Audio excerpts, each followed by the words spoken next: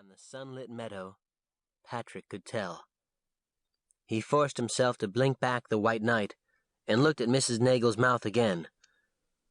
Now it was a firm, straight line across her face, an angry line that quivered slightly. Patrick wished he could make Mrs. Nagel happy. He wanted her to see that he knew the letters W and H, that he knew they said wha.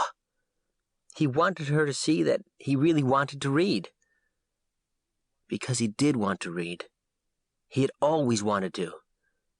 He had loved books and the idea of reading before he started school.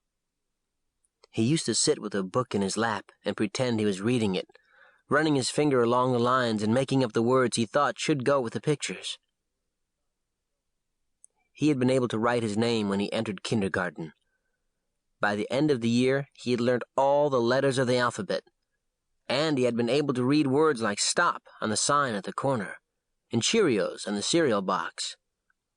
He had started first grade excited to learn more. But then his new teacher had asked him to stand up and say the letter sounds in front of everybody. All of the kids had stared at him, and he had gotten mixed up. "That is a B, not a D," his teacher had said. "If you want to read, you must keep the sounds straight. You mustn't get them wrong." Patrick had panicked. Dad had always said not to be wrong. "Get it right. Don't be stupid," his father's voice so clear in his mind. "You spilled your milk. I knew you would." All those times he'd made mistakes. "Now look what you've done." Dad's face red with anger. "Wrecked your new bike. What are you, some kind of a klutz?" Liquor on hot breath. "N, Patrick. LMNOP. Any idiot can remember that."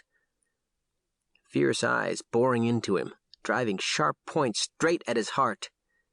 "Get it right, will you? Don't be so stupid." Standing there in front of his first-grade teacher and all of the kids, Patrick had heard his father's words echoing in his mind. "Stupid! Stupid! Stupid!" He had felt his father's iron grip on his shoulders, the big hand shaking him so hard it seemed he would shatter and fall into a million pieces. "Stupid! Stupid! Stupid! Get it right! Don't be stupid!" Patrick had decided to say nothing, rather than be wrong. He didn't want to be stupid. His first-grade teacher had kept on asking. The kids had kept on staring. But he hadn't answered. Finally, after a month of asking, his teacher had called his parents. They went in for a conference while Patrick waited in the hall. He heard his dad get angry at the teacher. Then at home, after his mother went to work, his dad had gotten angry at Patrick, too. "Stupid," he had yelled. He'd had a drink. Then 3, and gotten even angrier. So angry a rage had overtaken him, and he had locked Patrick in the hall closet, yelling, "Maybe this'll teach you. Don't be stupid." Patrick had been too afraid to tell his mother later how terrified he had been in that dark, suffocating place.